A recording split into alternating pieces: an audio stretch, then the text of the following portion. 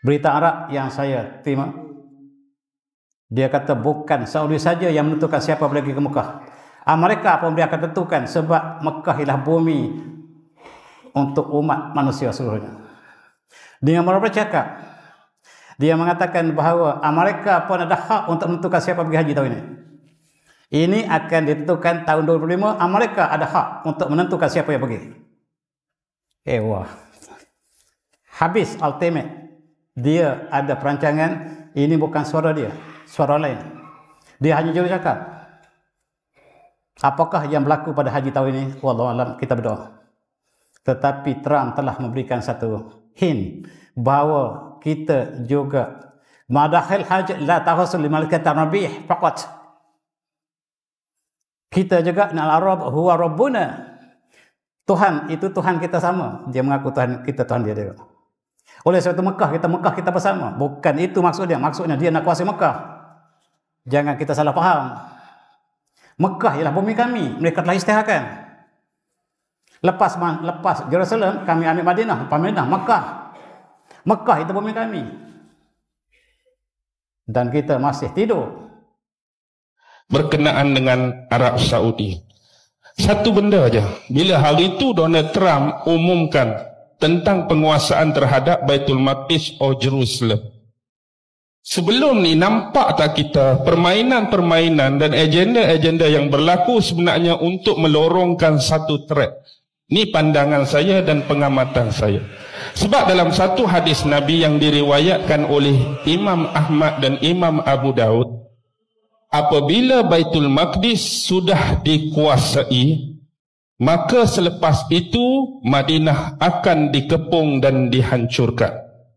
Dan selepas Madinah dikepung dan dihancurkan, akan berlaku pertempuran yang besar.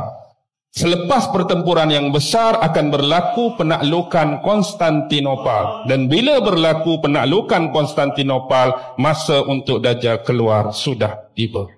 Kita tengok step ada 5 tadi.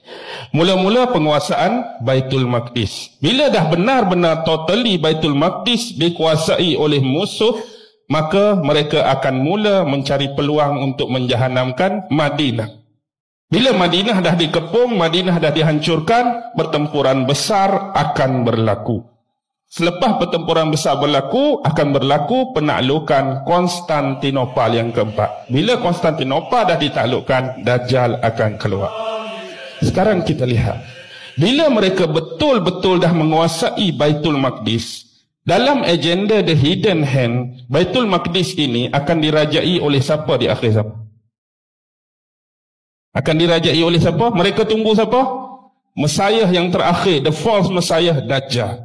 Kita bayangkan kalau mereka dah dapat Baitul Maqdis, Dajjal akan duduk di sini. Sekarang ni, Dajjal akan keluar dari mana? Dajjal akan keluar dari bumi Isfahan dan di belakangnya ada 70,000 Yahudi yang memakai toya lisah.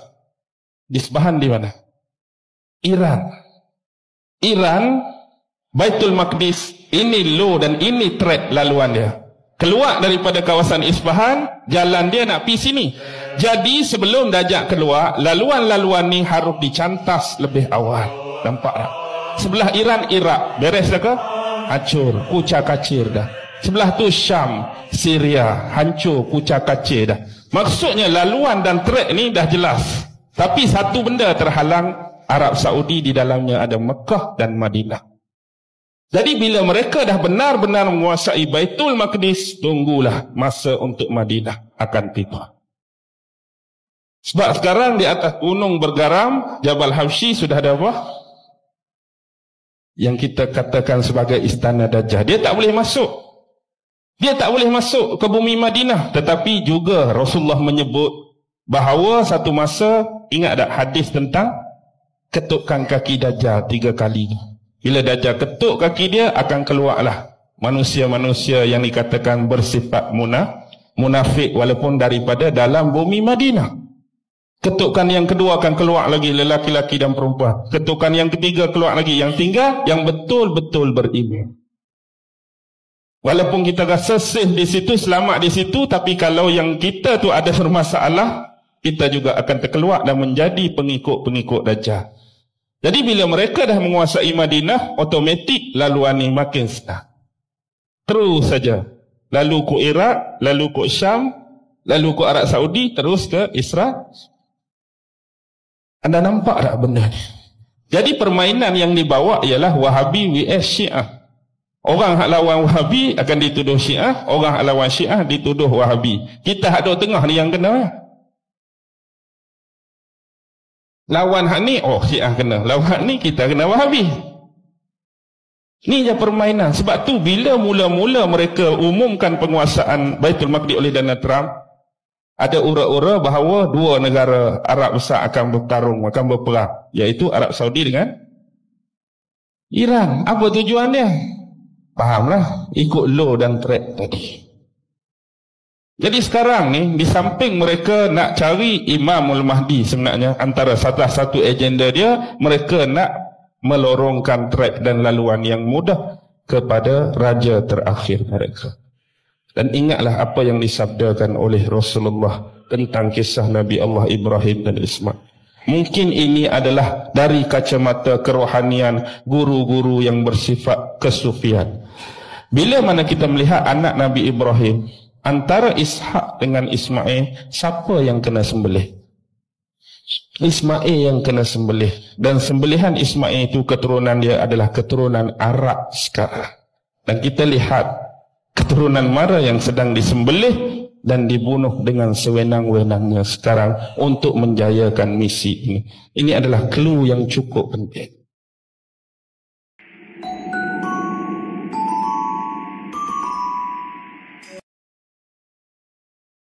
Kepada masyarakat, menyatakan kebenaran kepada umum. Ada yang bangkit untuk mencantas mungkin, ada yang bangkit untuk menentang mungkin, ada yang bangkit untuk mengkritik dan mengkondem mungkin. Ini adalah asam garam resmi di dalam dunia dakwah.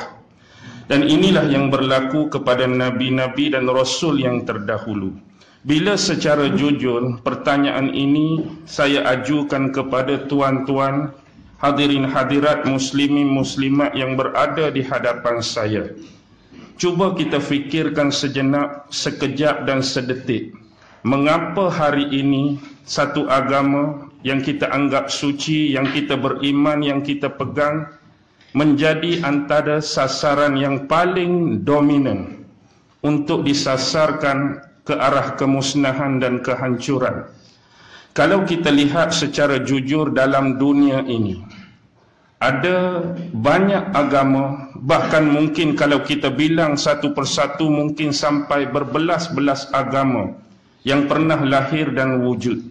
Tetapi kenapa selain daripada Islam, musuh-musuh ini kurang begitu berminat kepada agama-agama lain, lantas the first choice, pilihan utama yang selalu mereka lancarkan, sama ada serangan dari sudut fizik, serangan dari sudut mental, serangan dari sudut ekonomi, serangan dari sudut pendidikan, serangan dari sudut sosial, lebih terarah dan tertuju kepada agama yang sedang kita pegang, iaitu agama Islam.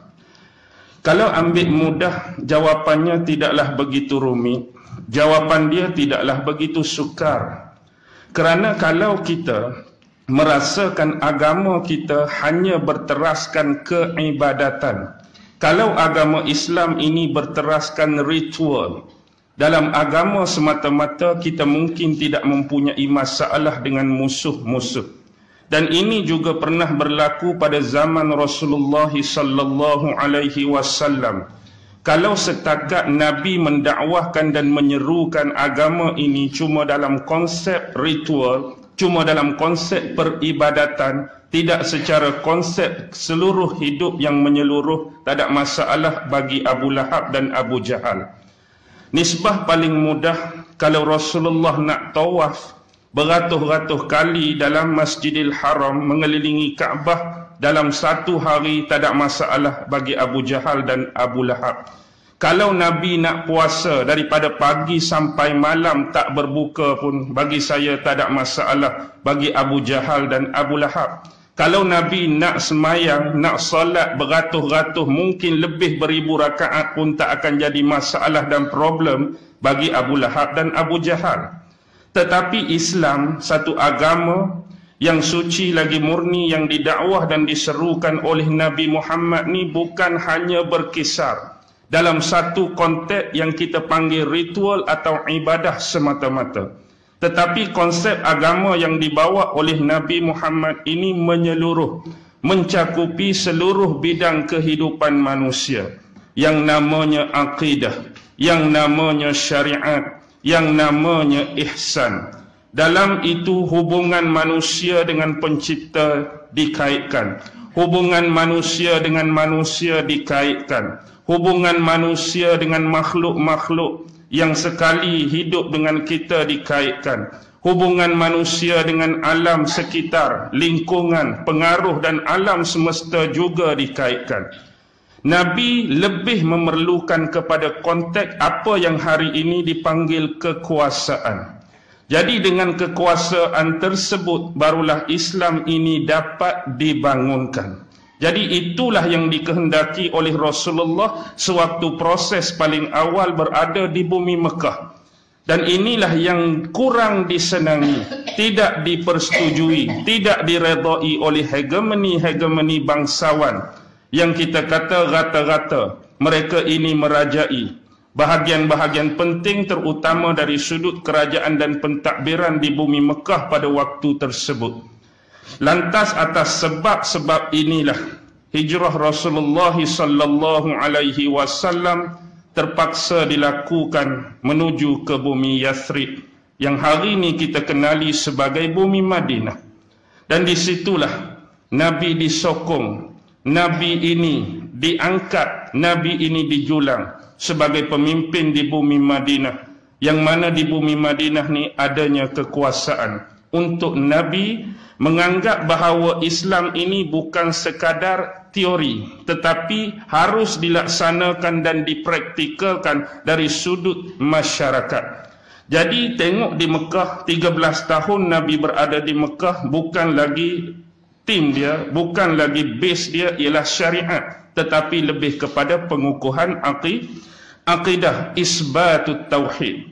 Bila mari saja ke Madinah, bila mari saja ke Yathrib, maka lebihlah kepada penumpuan pelaksanaan teori-teori tadi. Ini lebih memudahkan sebenarnya. Kalau kita lihat, bila penyemaian akidah lebih awal, bila penyemaian dari sudut tauhid ini lebih awal, bila manusia benar-benar mengerti apa itu pencipta, apa itu makhluk dan apa hubungan antara pencipta dengan makhluk, bila datangnya perintah-perintah, bila datangnya larangan-larangan, bila datangnya saranan-saranan dalam agama, bila datangnya seruan, amat begitu mudah bagi sahabat-sahabat Rasulullah ini untuk menjalankan amanah, tanggungjawab dan praktikal ritual dan keibadahan, bahkan lebih daripada itu sampai berlakunya pelaksanaan hukum-hukum Islam berteraskan piagam yang telah ditetapkan oleh Rasulullah sewaktu berada di bumi Madinah. Saya cuba kaitkan dengan proses pendidikan sebenarnya melalui peristiwa ni. Kalau kita lihat hari ini, kadang-kadang bila kita berdepan dengan anak-anak kita, satu benda yang kita terlupa, iaitu antara tempoh sejak anak kita dilahirkan sampai umur 6 tahun. Sebab bila dia memasuki fasa kedua 7 tahun tu, kita digalakkan untuk mengajarkan anak-anak kita tentang ibadat solat. Tetapi bila kita terlupa dan mengabaikan pada first period itu 1 hingga 6, iaitu memperkenalkan Allah pada mereka. Jadi di sini ramai ibu bapa, terutama ibu bapa yang Muslim sendiri pun menjadi amat sukar dan mungkin atas ketidaktahuan atau ketidakperasanan atau ketidaksengajaan mungkin berlaku hal-hal tersebut. Jadi sebenarnya bila anak kita dalam tempoh fatrah 6 tahun dah diperkenalkan pada Allah, nama-nama Allah, sifat-sifat Allah, perbuatan-perbuatan Allah, menjadi mudah dan tidak sukar bila kita menyuruh dia salat dan dia memahami Apa perlunya dia solat? Keterkaitan dengan Tuhan yang kita perkenalkan pada first period tadi. Kenapa dia perlu solat dan hubungan dan keterkaitan dengan Tuhan yang kita perkenalkan tadi. Kenapa dia perlu solat, kenapa dia perlu sujud, kenapa dia perlu rukuk, tidak jadi masalah. Tetapi hari ini yang dilahirkan lebih dominan kepada dia melakukan ibadah tersebut tanpa dia sedar kadang-kadang apa perlunya dia melakukan ritual solat. Apa perlunya dia bersolat? Apa tujuan dia bersolat? Yang dia tahu ni adalah perintah dalam agama, menjadi kewajipan, dan dia tahu ini adalah arahan daripada ibu bapa dia. Pasal apa semayang? Ke ayah marah. Jarang nak dengar pasal apa semayang? Tuhan duk tengok saya. Tuhan marah kat saya kata semayang. Jarang jawapan ni keluar. Sebab kita dah didedahkan lebih awal kepada konsep yang tidak bertepatan. Bukan kata tak betul. Baik. Kembali kepada asas. Jadi hari ini samalah. Dan ini sebenarnya sudah berlaku dalam mana-mana agama. Tetapi dipisah-pisahkan konteks ini. Kita lihat agama Kristian yang ada dan wujud hari ini. Walaupun demikian, agama Kristian hari ini bagi penganut-penganut Kristian yang dominan untuk ke gereja, sekurang-kurangnya yang kita boleh trace untuk 3 tujuan. Pertama, dia pergi gereja kerana nak baptize anak-anak yang baru lahir. Kedua, kerana urusan-urusan dan soal-soal perkahwinan. Dan yang ketiga, bila berlaku kematian. Tolak pada 3 ni, jarang mereka berminat dalam upacara-upacara ataupun ritual-ritual keagamaan yang ada keterkaitan dengan institusi agama mereka yang namanya church atau gereja ni. Jadi mereka memisahkan dalam soal apa? Dalam soal pendidikan. Mereka memisahkan gereja dalam soal sosial. Mereka memisahkan gereja dalam soal pemerintahan dan kenegaraan. Dan hari ini, Islam juga akan diserang dari sudut tersebut dan akan dilakukan modus operandi yang sama. Seolah-olah hanya bab ibadat, hanya bab ritual, Islam ni dia jadi eksklusif. Tetapi selain daripada itu, kita hanya jadi inklusif semata-mata. Tidak dititik beratkan, tidak ditekankan dan tidak diberi push pada dia. Jadi akibatnya hari ini, secara jujur kita boleh sebut, antara dia kenyataan, realiti atau tak mungkin akan berlaku bila ada suara-suara yang menyatakan dan nak mengangkat hukum-hukum, syariat-syariat dan perundangan dalam Islam, kita boleh tengok kesan-kesan yang wujud adanya pandangan positif dari orang Islam. Kesan-kesan yang wujud adanya pandangan negatif dari orang Islam sendiri. Kita bukan bersembang berbicara dari sudut non-Muslim tentang syariat, hukum dan perundangan ini. Kita berbincang tentang orang-orang yang sama akidah dengan kita. Bila kita nak wujudkan saja, bila kita nak julang, bila kita nak angkat, kita ketepikan sentimen politik, kita ketepikan sentimen ideologi, kita ketepikan sentimen yang lain secara jujur. Bila kita nak angkat perundangan dan syariat, jiwa kita berada di mana, arah kita berada di mana ke arah konteks tersebut. Termasuk dalam golongan-golongan yang positif, bersetuju untuk memperjuangkan dia, atau tergolong dalam golongan-golongan negatif yang tak mau melihat dia dijulang. Sebagai salah satu akar-akar umbi daripada syariat, hukum dan perundangan Islam. Baik, kembali kepada konteks ni, kita tengok game Dajjal. Saya nak cakap panjang pun sebab masa 2 jam untuk tajuk ni. Tapi walaupun demikian, kita akan cuba cut nak bagi faham. Sekarang bila sebut tentang game of Dajjal, permainan-permainan Dajjal. Jadi hari ini, bila sebut tentang Dajjal, sebenarnya dalam golongan Islam sendiri melahirkan 3 aliran, 3 kumpulan dan 3 golongan. Golongan yang pertama, yang menganggap isu Dajjal, persoalan Dajjal ini merujuk kepada sosok peribadi, merujuk kepada personaliti seseorang. Maksudnya aliran ini berkeyakinan bahawa Dajjal itu adalah tergolong sebagai salah seorang manusia daripada anak-anak Bani Adam. Yang mana ada yang mengatakan lebih jauh melalui periwayatan-periwayatan ada, lebih kepada bangsa Yahudi. Yang mana dia ini dikurniakan oleh Allah dengan kelebihan-kelebihan dan keluar biasaan. Antaranya diberikan umur yang panjang dengan istilah ajal yang tertangguh. Juga diberikan kehebatan menerusi nas-nas hadis, mampu mencipta awan, mampu mencipta hujan, mampu mengawal cuaca, mampu mendatangkan syurga dan neraka, perumpamaan sungai ataupun air dengan api yang berada di tangannya. Bahkan banyak lagi nas-nas yang menceritakan tentang keanehan-keanehan, keajaiban-keajaiban dalam bentuk penularan fitnah-fitnah yang akan disebarkan dan diseru kepada pengikut-pengikutnya di akhir zaman. Itu konteks yang pertama, secara mudah susuk tubuh manusia. Tapi dalam keadaan tersebut lahir kelompok yang kedua. Kelompok yang kedua lebih dominan. Mereka cuba menolak pandangan dan pendapat yang pertama bahawa Dajjal yang bakal datang ni bukan dalam bentuk personality, bukan sebagai manusia biasa, tetapi dia lebih kepada simbol kerosakan. Dia lebih kepada perlambangan kerosakan. Simbol dan perlambangan kerosakan ini akan datang melalui fahaman-fahaman, akan datang melalui ideologi-ideologi, dan akan datang melalui sistem-sistem. Yang mana kefahaman-kefahaman ini, ideologi ini dan sistem ini akan lebih mengarah kepada tujuan-tujuan utama Dajjal untuk menyesatkan umat manusia di akhir zaman. Dan kita kena tahu, bila Dajjal ini zahir dan muncul, sebenarnya kita sudah ada musuh sedia kala. Musuh yang azali dan abadi. Dengan bahasa mudah, kita ada musuh yang nampak tengok, kita ada musuh yang tak nampak tengok.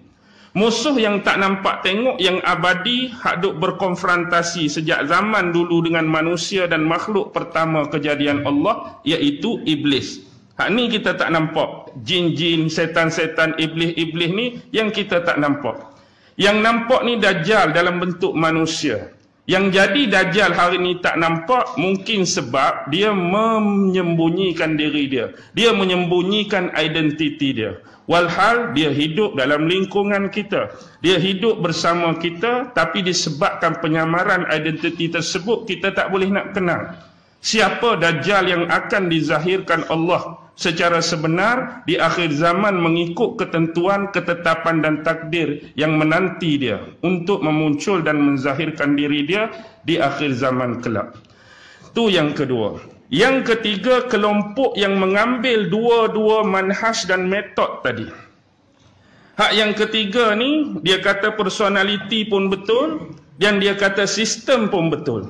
Kenapa dia merangkum kedua-duanya? Kerana dia menganggap bahawa antara Dajjal dengan fitnah Dajjal itu dua hal yang berbeza. Yang tu kita kena faham. Jadi bagi dia Dajjal itu lebih mendominasi pendapat pertama dan fitnah Dajjal itu lebih mendominasi kepada pendapat yang kedua. Jadi kita hari ini duk menghadapi hak metod yang kedua, iaitu fitnah Dajjal. Hak zahir Dajjal, hakikat Dajjal yang sebenar belum lagi muncul. Kita hari ini duk berperang, duk berhadapan dengan fitnah-fitnah dia saja. Jadi fitnah-fitnah ini dilakukan oleh sekutu-sekutu dia, tentera-tentera dia, tali barut dia, pejuang-pejuang dan penyokong dia. Kadang-kadang di sinilah timbulnya asas-asas pergerakan dia, keluarlah perlambangan-perlambangan, simbol-simbol, logo-logo, gambar-gambar dan sebagainya. Dan bagi yang meneliti, istilah saya kalau orang Kelantan yang sentiasa berkubang. Berkubang ni sesuai dengan kerbau.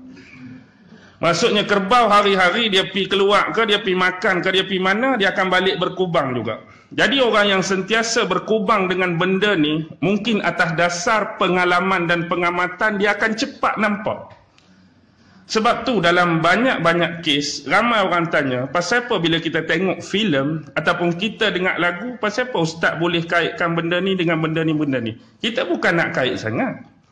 Tapi sebab pengalaman kita berkubang dan pengamatan kita terhadap benda ni, kita nampak lirik-lirik lagu, jalan-jalan cerita yang dipaparkan melalui filem-filem tu lebih mengarah kepada kajian-kajian dan bidangnya. Jadi kita cepat nampak. Sama macam seorang yang mengamalkan perubatan Islam. Ada seorang Tok Bomoh perubatan Islam ada seorang orang biasa. Tok Bomoh ni dia nampak macam dah tak kena dah. Mungkin dia nampak jin ke, mungkin dia nampak kawan ni sakit, mungkin kawan nampak dia ni tak segak. Tapi orang biasa apa pandangan pada orang lain? Tak ada apalah. Sebab apa? Sebab tu bidang dia. Antara betul dengan salah tu perkara kedua. Tapi dia dapat rasa, dia dapat hidu tentang hal-hal tersebut mengikut kepakaran dan bidang masing-masing. Walaupun begitu, kita ilmu ni ada had. Kita tak boleh nak capai dan langkau semua benda. Okey, nampak dah 3 aliran paling awal. Dan bila 3 ni muncul, dia akan muncul 3 lagi hak lain. Hak ni lebih berteras kepada pemahaman dan manhaj yang dibawa. Pertama, ada kumpulan-kumpulan yang menganggap isu Dajjal, yang menganggap isu fitnah Dajjal ini adalah benda ringan. Ini kumpulan-kumpulan yang disebut sebagai takhfif. Meringan-ringankan isu Dajjal dan fitnah-fitnah dia. Maksud meringan-ringankan di sini, tak perlulah Ustaz kita nak bersibuk-sibuk sangat pasal Dajjal. Tak perlulah kita nak bersungguh-sungguh sangat nak kaji pasal Dajjal dan fitnah-fitnah dia. Kadang-kadang terlampau bersungguh, kita kaji bab Dajjal ni menyebabkan umat Islam ni jadi non-aktif, jadi pesimis. Nak buat kerja tu, bimbang Dajjal keluar. Nak buat benda ni, bimbang fitnah Dajjal. Nak buat benda ni, takut kerja Dajjal. Nak buat benda ni. Jadi menyebabkan orang Islam ni jadi tak aktif. Duk ditakut-takutkan dengan isu Dajjal, duk diwar-warkan dengan isu Dajjal, kita jadi pesimis. Kita nak orang Islam ni berbudaya aktif. Sentiasa maju, sentiasa pantas, sentiasa ke depan. Jadi kurang-kurangkan isu tentang Dajjal. Ada yang lebih jauh menganggap isu Dajjal ni adalah isu dongengan. Orang Islam sendiri. Ada yang anggap Dajjal ni khurafat, dongeng, benda yang diada-adakan, direka-reka dalam agama. Sebenarnya Dajjal ni tak wujud. Kalau kita tengok dalam Quran, tak ada satu kalimah, tak ada satu perkataan pun yang Allah cerita pasal Dajjal. Walaupun demikian, otentik sumber dalam agama kita, kita masih ada sabdaan hadis-hadis Nabi. Dalam hadis Nabi memang tidak dikecualikan daripada sabdaan baginda bercerita tentang asyratus sa'ah. Hari-hari kebangkitan, hari-hari akhirat, tanda-tanda kiamat kecil, tanda-tanda kiamat besar. Dan bila membicarakan tentang tanda kiamat besar, salah satunya ialah kemunculan Dajjal. Ini jelas dan nyata yang kita tak boleh nafikan kemunculan Dajjal dan fitnah dia di akhir zaman dalam konteks agama. Jadi kadang-kadang yang keluar macam ni, contoh mungkin kita pernah dengar, mungkin kita tak pernah dengar. Daripada golongan-golongan etis, daripada golongan-golongan murtadin. Bila kita membicarakan tentang epik, tentang legenda, tentang hal-hal kuno, tentang kuda Pegasus contoh, dalam Rom, dalam Yunani, tentang rusa terbang Santa Claus, dalam hal-hal yang keterkaitan dengan orang Kristian. Dan kita juga ada benda yang hampir sama yang disebut sebagai buraq kan, dalam konteks peristiwa Isra' Mi'raj Nabi. Sampai ada orang Islam sama macam kita menganggap ini adalah hal-hal khurafat, dongeng yang diadakan dalam agama. Jadi dia mempersoalkan balik apa beza Pegasus Yunani or Rom, apa beza rusa terbang Santa Claus, dan apa beza buraq Nabi Muhammad. Tak ada beza pun. Cerita ni untuk membodoh-bodohkan penganut agama masing-masing saja. Sedangkan Nabi Muhammad naik seorang, dia pun tak bawa saksi untuk membenarkan peristiwa-peristiwa yang dia lihat. Kononnya dia pergi ke syurga, tengok macam-macam. Kononnya dia melihat neraka, tengok macam-macam. Siapa dia punya witness, siapa dia punya saksi, dia boleh bercerita. Persaksian dia pun selepas dia turun. Ada yang menolak, ada yang kembali murtad, ada yang sokong dia, terutama Abu Bakar dan para sahabat yang lain. Bagaimana kita nak menghadapi dan menanggapi persoalan dan serangan-serangan sedemikian yang datang dalam agama? Kalau nak orang Islam membenarkan tentang buraq Muhammad, kenapa dinafikan tentang Pegasus dan Santa Claus dalam agama lain? Walhal cerita lebih kurang saja. Nak jadi nampak legenda, nak jadi nampak mitos, nak jadi nampak epik, nak jadi nampak kuno. Baik, itu antaranya. Kita kembali. Yang kedua, kita sebut sebagai kumpulan yang dianggap sebagai terlampau paranoid dan taksub. Ni disebut taskil, terlampau memberatkan. Dia ni seolah-olah nak kaji Dajjal 24 jam, Dajjal. Fitnah Dajjal tak berhenti. Dia asalnya sebelum ni tak tahu tentang Dajjal, tak tahu tentang fitnah Dajjal. Bila dia berminat, bila dia nak ambil tahu, dia sampai jadi tahap paranoid. Bersungguh-sungguhnya dia sampai segala hal nak dikaitkan dengan Dajjal. Dan hari ini juga kita menerima antara kritikan, tuduhan dan tomahan yang sama. Ustaz ni tak berhenti kaji. Kaji pun kajilah, kita ada benda lain. Orang boleh tengok kehidupan kita. Kita ada ruang untuk diri sendiri. Kita ada ruang untuk ibadah. Kita ada ruang untuk murid-murid di sekolah. Kita ada ruang bersembang, bersantai dengan kawan-kawan. Kita ada ruang bersosial dengan masyarakat. 24 jam ke tu? Banyak lagi ruang yang kita buka untuk hal-hal lain. Kita kaji pun mungkin sejam, 2 jam sehari. Itu bukan hal-hal hari kita nak fikir pasal Dajjal. Ni hak tuduh paranoid ni sampai jumpa hal-hal logo-logo lambang 3 segi ni terus dikaitkan dengan Dajjal. Sampai makcik nasi lemak pun pening. Baru nak beli nasi lemak bungkus 3 segi. Ni ada. Makcik ada ahli kumpulan Freemason ke? Kuih lopeh 3 segi pun bermasalah, samosa 3 segi pun bermasalah. Kedai kopi hak pasang apa ni? Penutup kain ni hak lambang macam papan dam hitam putih pun lantai Freemason. Pak cik tuan kedai Freemason pun dia tak kenal. Ada terkait. Ini karut. Dah dia nak kaji. Jangan sampai terlebih, jangan sampai paranoid, jangan sampai melampau. Sampai semua benda kita nak kaitkan tu. Tidak sampai tahap tu. Tapi yang kita nak, kita masuk dalam golongan antara pertengahan. Mutawassit. Tidak terlalu kita meringan-ringankan isu Dajjal. Dan tidak terlalu kita memberat-beratkan sampai paranoid dan melampau tentang isu Dajjal. Kalau kita nak meringan-ringankan, seolah-olah kita sekarang berada dalam comfort zone. Kita berasa selesa. Tak ada gangguan.